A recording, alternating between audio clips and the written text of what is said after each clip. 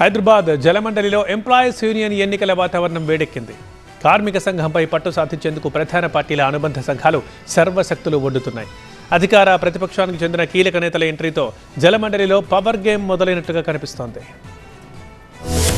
హైదరాబాద్ నగరానికి తాగునీరు అందిస్తున్న జలమండలిలో ఎంప్లాయీస్ యూనియన్ ఎన్నికల్ని కాంగ్రెస్ బీఆర్ఎస్ ప్రతిష్టాత్మకంగా తీసుకున్నాయి. జూన్ 6న జరిగే యూనియన్ ఎన్నికల్లో బీఆర్ఎస్ అనుబంధ సంఘమైన Hyderabad water works sewerage Kamgar union, Congress party అనుబంధ సంఘమైన తెలంగాణ జలమండలి ఎంప్లాయీస్ యూనియన్ గెలుపే లక్ష్యంగా పనిచేస్తున్నాయి. ఇప్పటికే బీఆర్ఎస్ అనుబంధ యూనియన్ 4 సార్లు గెలవగా ఈసారి జలమండలి కార్మిక సంఘంపై పట్టు సాధించాలని కాంగ్రెస్ అనుబంధ యూనియన్ సర్వశక్తుల్ని ఒడ్డుతోంది.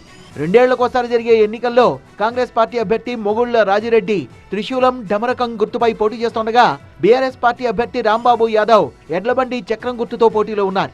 మొత్తం 2978 మంది ఉద్యోగులు ఎన్నికల్లో తమ ఓటు హక్కు వినియోగించుకోనున్నారు.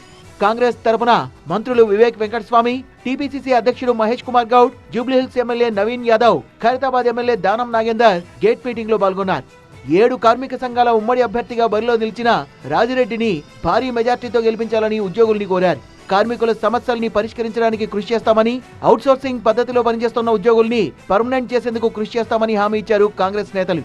బీఆర్ఎస్ పార్టీ తరపున మాజీ మంత్రులు హరీష్ రావు, తలసాని, మహమూద్ అలీ ఎన్నికల ప్రచారంలో పాల్గొన్నారు. మేనిఫెస్టో రిలీజ్ చేసి ప్రశ్నించే గొంతును గెలిపిస్తేనే సమస్యలకు పరిష్కారం దొరుకుతుందన్నారు హరీష్ రావు. మోసపూరిత ఈ కాంగ్రెస్ బుద్ధి చెప్పాలంటే ప్రశ్నించే గొంతు కావాలి. ఆ గొంతే మన రాంబాబు నాయక్, మన రాంబాబు గారు. అవసరమైతే పోరాడతాం, దేనికైనా ఏ పోరాటానికైనా మేము అండగా ఉంటాం. కార్మికులకు న్యాయం జరిగే విధంగా చూసుకుంటాం. అరే ఇవాళ ఎంత పెరిగింది? 3 కార్పొరేషన్లు చేసిండ్రు. హెచ్ఎండబ్ల్యూఎస్ మాత్రం ఒకటే. మరి వర్కర్లు పెరిగిందా? ఉద్యోగులు పెరిగిందా? పని భారం పెరిగింది. గల్లీ ఎన్నికల్ని తలపిస్తున్న జలమండలిలో ఏ జెండా ఎగరబోతోంది అనేది ఇటు మేనేజ్మెంట్ కు, అటు పొలిటికల్ సర్కిల్స్ కు మోస్ట్ ఇంట్రెస్టింగ్ టాపిక్ గా మారింది. సెంటిమెంట్లు పండుతాయా లేక సమస్యలపై పోరాడే వారికి ఉద్యోగులు జై కొడతారా అనేది జూన్ 6న తేలనుంది.